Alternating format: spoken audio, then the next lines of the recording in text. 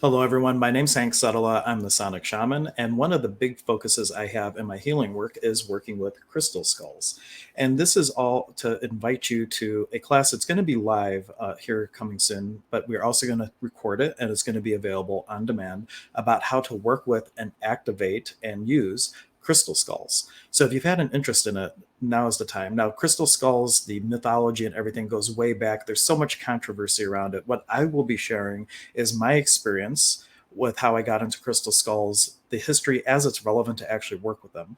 But let me tell you how crystal skulls came to be such a passion for me.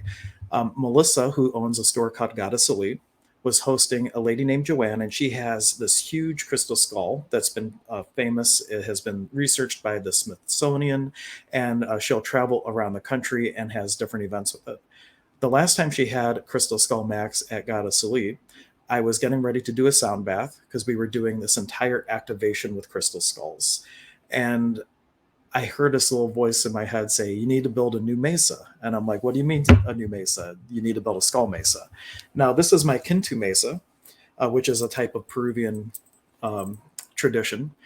And I got a whole bunch of little skulls from Melissa that day. I got one for each of the kuyas that I would normally have on a bigger spread, and they all sat with Max. And I did this huge ceremony, and these little skulls lived in my mesa for about a year and a half or so.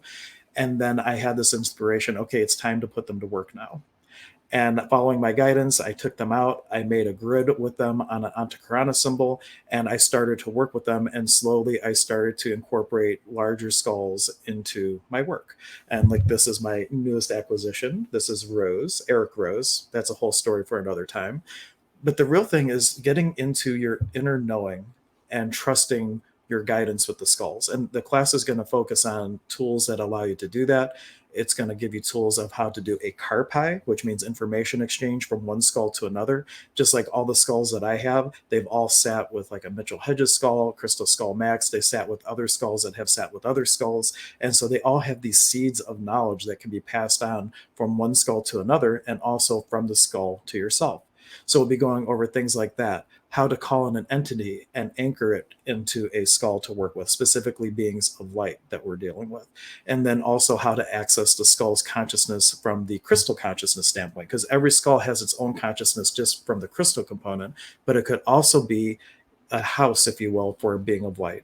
And why would you need such a thing? I use the example of electricity. If you had electricity just coming into your house, transformed down to what the house can use, you would blow out every appliance in your house. So imagine connecting directly to a being of light with a body that might not be geared up to receiving that energy. Using a consciousness or a form of a skull, it works as a transistor to be able to throttle down the energy so that it doesn't blow you out and you can slowly acclimate to using it, and of course at some point working directly with the entity instead of having a medium for it.